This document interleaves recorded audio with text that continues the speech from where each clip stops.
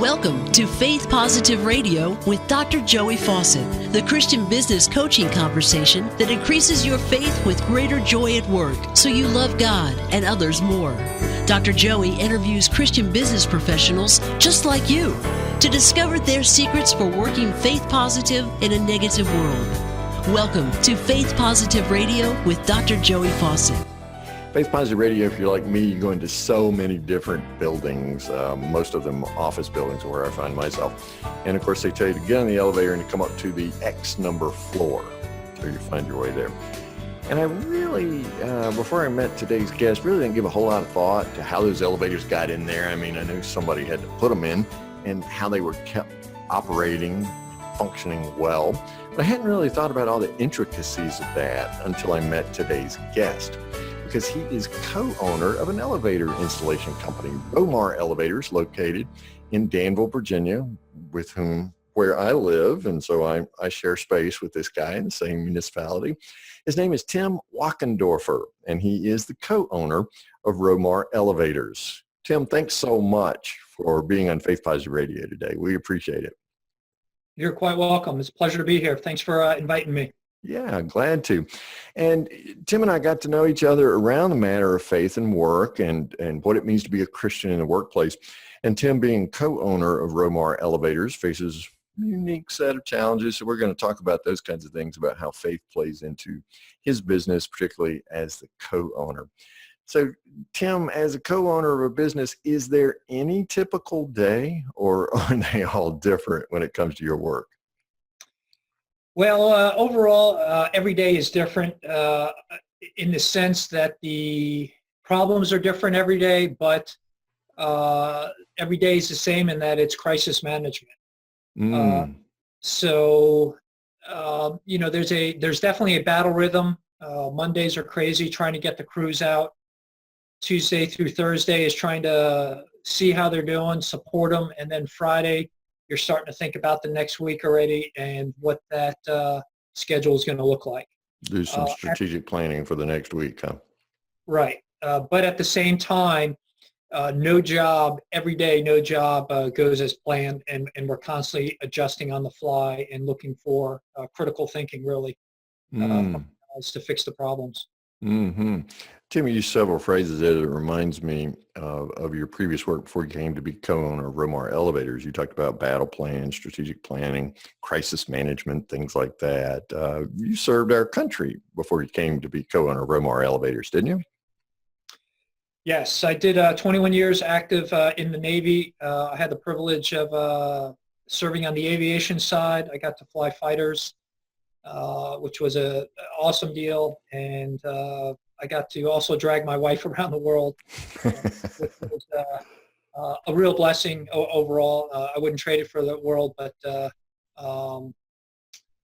it is definitely the leadership. You think you know something about leadership, having experienced a lot of it in the military, but then transitioning to the civilian world was very humbling and continues to be humbling. Oh, wow. So there was a real difference for you as a leader flying jets in the Navy versus being a co-owner of a small business. Yes, for several reasons. One, the biggest reason, number one, is as a business owner, the buck stops with you. And, you don't have the liberty of an unlimited budget. Not that you had one in the military, but you had a way to rectify your mistakes with more money. But the real challenge has been with the people. In the military in general, if you look somebody in the eye and you could do it on a handshake, and in the civilian world, it's just been a little bit different. There's some fantastic people, some great relationships, but there's also the other side of the coin. Yeah, well, it's almost like you're in the military. You kind of all committed to the same goal, same mission. Many of you cut out of the same bolt of cloth. When you own a business, it's different. Definitely different. The number one difference is your mind is never given an opportunity to shut down. It's 24/7. It is constantly going, and you're constantly thinking about projects. And that's where probably the biggest difference between the two between the military and the civilian, and the how the faith plays in part into that is has probably been the biggest lesson learned. Yeah, because I guess you land a jet, fighter jet on an aircraft carrier, boom, you're there, right? Okay, mission accomplished. But as a co-owner of a business, is the mission ever accomplished? Because as you said, we're much more surprised when things go the way we thought they were than when they don't, right?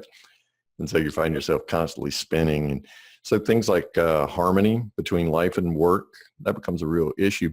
How does your faith inform you and your actions as you try to walk that tightrope between, you're a dad, right? And you're a husband, and you want to do good at those things, and yet you're co-owner of a business. So how does your faith help you walk that tightrope? Well, the number one area is you quickly learn, at least I did. I came into this business, not, I'll just tell you humbly, I didn't know a lot about it. It was a family business. I was probably prideful enough where I thought I could, if I worked hard enough, I could do anything. And I got humbled pretty hard initially.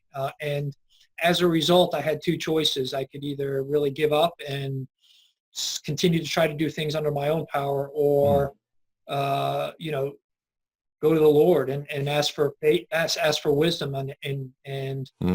and peace more than anything. And I will tell you, it's definitely who you partner up with. I partnered up with my partner who's a God-fearing man, and he actually taught me in the beginning how to walk that. And there were times when, I'm like, we're not going to make it. And he's like, no, you got to have faith. And he really walked the walk. So it's good to have a partner like that you can, and we joke around a lot. I called him actually today. I said, I'm standing on the edge of the bridge. You ready to jump? He goes, he's like, yeah, give me 5 minutes. I got to get over to the bridge in Lynchburg.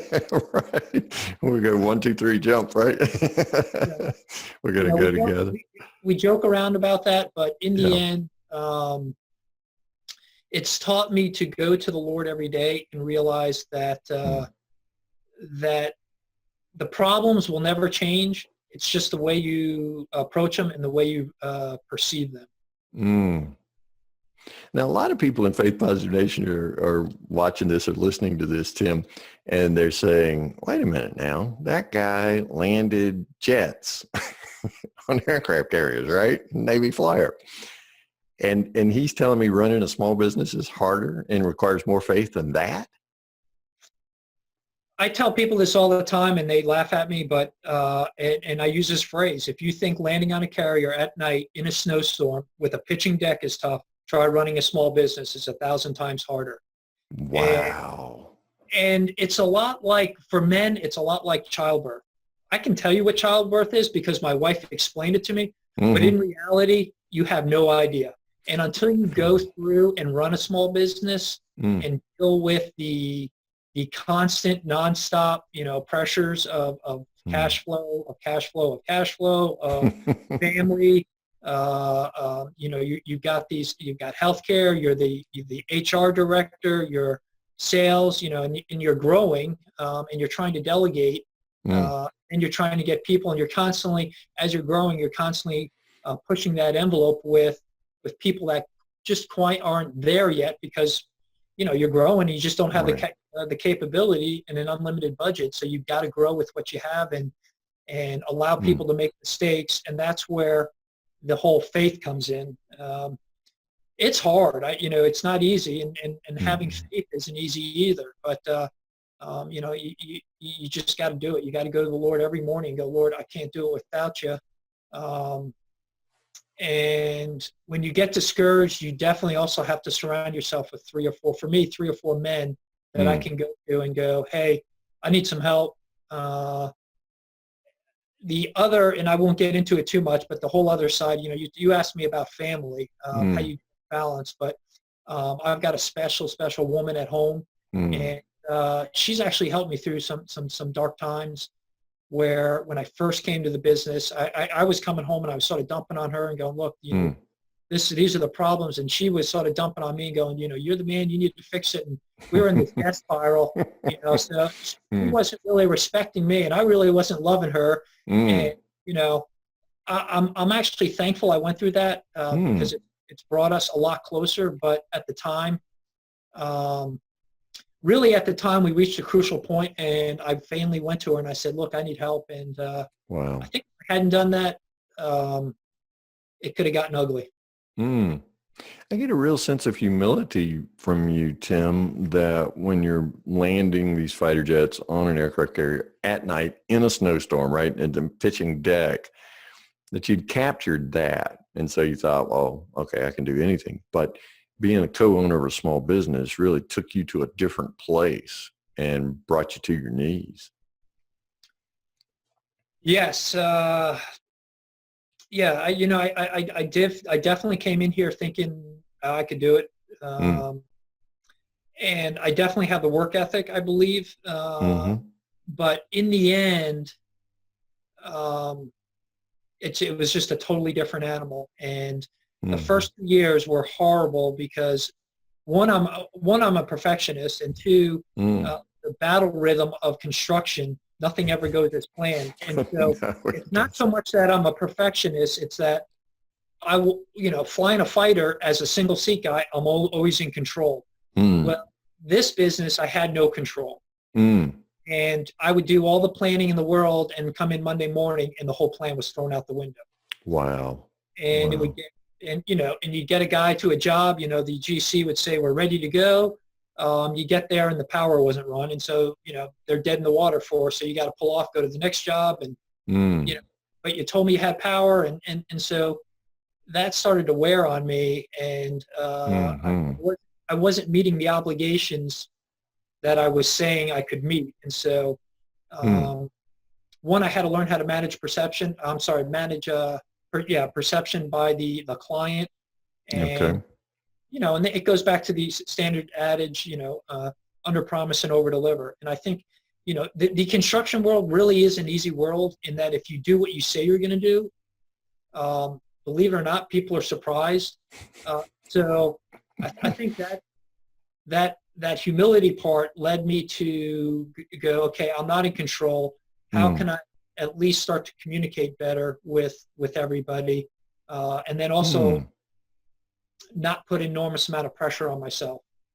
Well, I hear you saying two things there, both of them wrapped up with communication. One, communicating with the client so that you're being transparent and authentic and saying, we thought this was going to happen, but this happened instead. We're doing the best we can to work through it, but also an internal communication, which sounds like to me, and you said it a couple times now, you start every day, just go every morning to the Lord. Is that a spiritual discipline for you? You spend time in prayer and meditation every morning? It is, but it always wasn't. It wasn't. It's probably something that I developed about a year and a half ago. I don't set an alarm, and I always wake up at 5. And I actually look forward now to that quiet time. So you're up before the rest of the household, before even the dog gets up, right? Oh yeah, yeah. I definitely like that. I will tell you, my battle rhythm is I try to be in the pool 2 days a week at 6:15. Okay, so good. So you're physically active. That quiet time is gets a little compressed on those days, but I don't want to say unfortunately, but I was also raised. I would say I'm non-denominational now, but I was raised Catholic, so I have something I struggle with is sort of that checklist mentality. So my goal is to go to the Lord, have the Word come alive, and then apply into my real life situations. And I'll just give you an example. Our workload is very heavy right now, and this morning I was in Numbers, and they were talking about all the feasts, all the Passovers, etc. And each time they would say on the 7th day, you don't work. And over and over, we have all this work, and I'm like, I got to work. We've got to work out of work. And the Lord's like, you need to take a day off, once a week, and honor me and trust me to get you through this this difficult time. Yeah. And so you, through that reading of Numbers and that whole list, that litany really is what it is, you kept hearing the Sabbath, honor the Sabbath, honor the Sabbath, which is good for you too. And the interesting thing is that we have to quit work in order to work better. And that's just the way the good Lord built us. So communication with God is an important thing for you every day. And when you're in those time periods of reading scripture and praying and meditating and things like that, do you oftentimes find, or how do you oftentimes find that whatever God says to you that morning manifests that day or takes on some new dimension in that very day, almost like God knew that was going to happen? Yeah, I could give you tons of crazy stories like that. Crazy stories, right? There are times where over the last couple of months where I can, tangibly say, man, that Lord, I prayed for something specific and the Lord answered that prayer. But then there's times where you go through dry times. Yeah. And it's not a dry time. It's a wait. I call them waiting times. And the Lord's sort of like, I'm like, where are you, Lord? And he's like, be patient, be patient. Stick with me. And so that's where the discipline, I think, comes in a little more. And again, until you develop that relationship with the Lord, it's hard to explain because it's not easy. And it's not like the Lord always goes, okay, Tim, today this is going to happen to you. Yeah, that's right. That's right. I don't know about for you, Tim, but the competing voices in my head and my spirit are what I have to push through every morning because, also being a small business owner, there are all the fears and the doubts and the what ifs that come into your head. And really being able to focus on what it is that God wants to say that day. Or as we talk about, as you know, in Faith Positive Work Style, to be able to perceive is to focus on the positive that God's doing and to filter out the negative. I have to re-up on that every morning just to get myself at a place where I can hear God, where the Holy Spirit can speak to me and I can be of use to somebody that day and be up for the challenges that we face. And I hear you saying that same thing. And it really is uncanny the way something that God will speak to you that morning or you hear God say that day. And then later in the day, it comes to mind and you go, oh, that's why I heard that this morning. Right. Yeah, that's kind of crazy. Like you said, it reminds me you remind me that Paul talked about in my weakness, Christ is strong. The wisdom of the world, is really folly. And so the foolishness of the world becomes what God can use. It really is countercultural. So being a small business owner, working with Romar Elevators in Danville, Virginia, you guys have a pretty large service region, right? You service Virginia and down in North Carolina and some other places, right? Yes, sir. Yeah. So how do you manage all these moving parts? I mean, if you got a team in Northern Virginia, you got somebody in Raleigh, North Carolina doing work. I mean, you're kind of the nexus is what I hear you saying. You're that center point for the network where something goes wrong, they're calling you, right?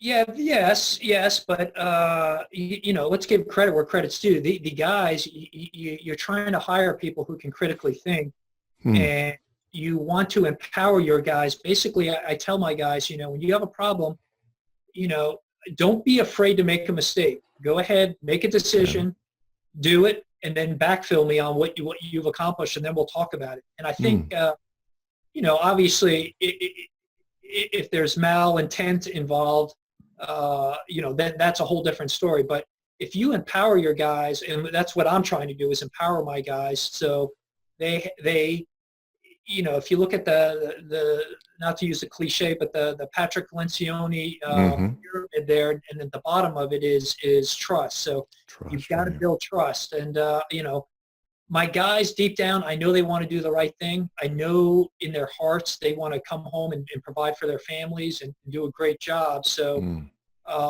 it's not like they intentionally want to make a mistake. So I try to use the military mentality, and that is delegate as much as possible, empower your guys to the point where, I'll just give you an example. Today, we were finishing up on a project, and usually the guy calls me and says, hey, let's set up for inspection. And he calls me and he's like, hey, I decided yesterday to call the inspector, and he's going to be here at 10 o'clock, and we're already done with inspection. So I'm coming home, job's done. That is a huge win for the company. Wow. Now you have one less mobilization.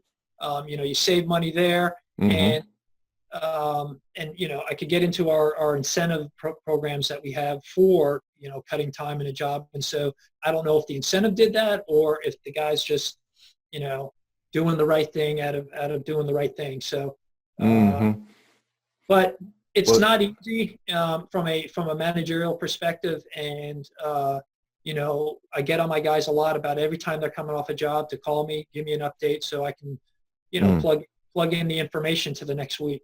Right. And be informed in case you hear from the client and the client wants to know something, they expect you to know. Well, what I hear you saying is you really create a system that empowers your guys to do the right thing, and you incentivize the system so that they're rewarded for their performance. I would say I'm trying to create a system. I'm trying to incentivize. Right, you got a better system than you did before, right? Right. Okay, and for me, that sounds like a stewardship issue because, again, Paul talked about the body of Christ and the different parts, the head and the foot and the hand and all. And so what you're doing is you're creating this body which functions, and each part is doing its part and working together. I really like that model. Okay. Yeah, I agree with that. That goes back to our core philosophy. We try to give back in three ways. We as co-owners try to give back to the world. We do some crazy stuff, drill wells and stuff like that. And we want to give back to our local community and help out in some areas there. But if you're doing that and then your employees are like, well, hey, what the heck, what about us? So our number three way of giving back is we want to give back to our employees. And so that's where that whole incentive idea actually came from. Wow. So unpack that a little bit. You say you're doing crazy things like drilling wells. I mean, what do you mean? You as a company tithe? Is that what you're talking about? That's exactly what I'm talking about. Oh, wow. That's a big decision for a lot of small business owners because I work with small business owners all over the country. And when this issue of stewardship in all ways comes up, it's a bit daunting for some of them. How did you and your co-owner Patrick get to the point where you could say we're gonna tithe? Ooh, that's a tough one. That's a very long. We don't have time for the full answer. I'll try to give you well, it's a daunting task for all of us as small business owners, right? Yeah. So before I even ever came to the business, the two biggest things I struggled with was pride and tithing. I grew up Catholic. If you put $20 in the plate, you patted yourself on the back and said, you're great. And my wife, married my wife, she helped me lead me to the Lord. She was part of it. And she, we need to start tithing. And I said, you know what we could do with that money? And she said, do you know what God can do with that money? So fast forward, that was, I started tithing as an individual. Then fast forward many years later, I ended up at this company. And, my mentality was, hey, I tithe on my own. The company doesn't need to tithe. Okay. So my partner's, like, hey, look, no, the company tithes. If you're going to come here, we're going to tithe. And I'm like, okay. So I remember the first year we had we had an okay year, but we got to the end of the year and we had some debt we had to pay off, and we really didn't have the cash at the time, but on paper, on the books, we had made some money. And so he's like, we've got to go ahead and tithe. And I'm like, we got to wait till January or February, and then we'll do it. And he said negative. And so I was like, okay, I'm going to trust this one. I'm going to trust you. Okay. And I didn't really pray about it to the Lord. I just said, okay, I'm going to trust you. And it let go in January, and I'm like, that's weird. I wonder why we got all those contracts and the cash flow kicked back in. And so we've sort of adopted a philosophy. Anytime things get super tight, we go ahead and pull the trigger and tithe, believe it or not. And wow. So let me get this straight. When your cash flow is low, you double down and tithe. we double down and tithe, it takes everything in my heart to do it. Believe me, I hate doing it. And I'll go to my partner with a number, and Uh-huh. he always darn doubles the number. Oh, wow. He just makes it worse. Yeah. So Some partner you got there, Tim. that's the whole tithing. That's where we are. That's how you tithe as a company. So what you've discovered is the miraculous nature of what we refer to as the receive core practice, and that is that you givers gain, and that Jesus was teaching a universal principle that's sewn into the fabric of life as we know it, and that is you reap what you sow. Now, it's not, I don't hear you saying, Tim, at all that you tithe in order to receive. You're just the beneficiary of that. Yeah, I wanted to make that very clear. We definitely don't give to get, right? But it's part of our testimony now, and it gets more and more exciting. I will share with this, and this is probably, I really haven't shared this with a lot of people, but the Lord's plan in my heart, and we're a very small business and we don't make a ton of money, but He's put it in my heart that one day I'll write a tithe check for $1 million. And I'm like, Lord, how am I going to do that? But I also see that He's asking me to be faithful now, so. Yeah. And as you prove your faithfulness with a little, then He'll be able to trust you with a lot, and you'll be able to write that $1 million tithe check. That's what the Lord, yes. That's what the scripture says, right? Yeah, but it's tough. Yeah. It's easy to talk about in a Bible study. It's a lot harder to walk into your office and cut those checks, right? That's right. So you do things like you dig wells. I'm assuming that's an international type ministry that you participate with? Yes, sir. Okay. And then your second thing is, you said in the community, you tithe in the community. What kind of benevolent operations are you involved with in your local community? All kinds of stuff, anywhere from, like a Little Life to God's Pit Crew. Okay. So pregnancy, crisis intervention, disaster relief, whatever your local. But even stuff like, the local, helping people out, put a roof on it, through some type of organization. We'll be looking for money or something. Okay, so somebody's trying to help. And we do a little bit with wounded warriors or something with the military, right? Just because that's near and dear to my heart. Absolutely.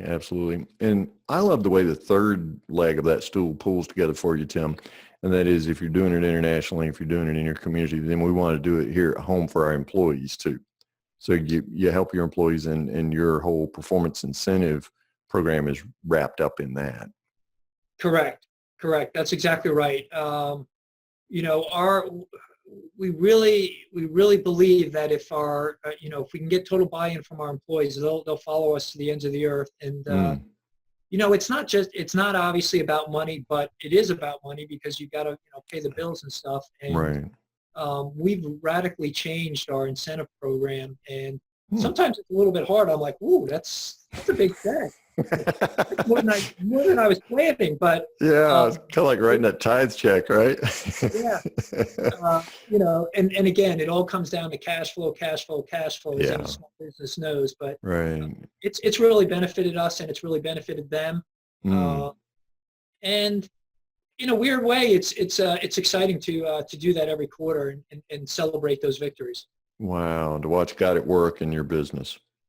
Yes. Yeah, man, that's quite a story. I love the three legs of that stool and the way you think about stewardship, and you're including your employees, because, a lot of small business owners say, well, we've got to provide health insurance, or at least some portion of it. We've got to provide some retirement, things like that. But I hear you putting it in with stewardship and tithing and taking care of your people, and they'll take care of you. Absolutely love that. I think that's revolutionary for a lot of us business owners in Faith Positive Nation. Faith Positive Nation always wants to know from our guest, Tim, about a favorite Bible verse or Bible passage that is sort of your default, your go-to that you turn to. What's your favorite? Probably my favorite is 1 Corinthians 10:13. No temptation has seized you except what is common to man, and God is faithful. He will not let you be tempted beyond what you can bear. Instead, he will provide a way out. So, when the other one is, resist the devil and he will flee from you. Yeah, from James, right. When I first came to this business, I struggled. I used to think people who struggled with depression or emotional were weak, and it was the first time I experienced that. And I actually went to the Lord on 2 or 3 o'clock in the morning on my knees sometimes because I wasn't sleeping because I was stressed. And I could feel the devil, whispering those lies into my ear. You're never going to make it. You're not going to be successful. You're not going to be a good dad. You're not. So I would call on those verses and just and use it as the as the sword of God. And that's when the word becomes a living word, when it's directly applicable to where you're living and breathing every day. Yeah, it becomes a living word, but more importantly, that living word, I'm really trying to do that and see it live every day. Yes. Not just in the crisis. That's where I want to. That's where getting in the Word every morning. I try to find what God's actually trying to speak to me. Oh yeah, because you never know when the next crisis is coming, right? Because you said earlier, every day is crisis management, right?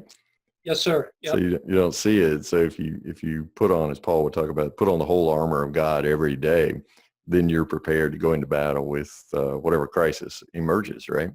Right. Yep. Yeah. Another Ephesians. Yeah. A lot of stuff in Ephesians there. Yeah, absolutely.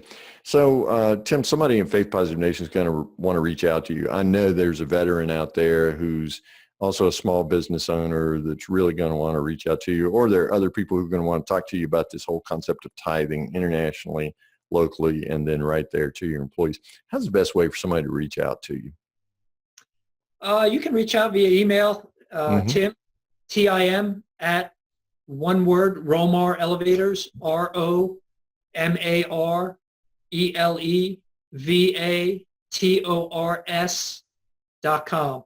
That's Tim at RomarElevators.com.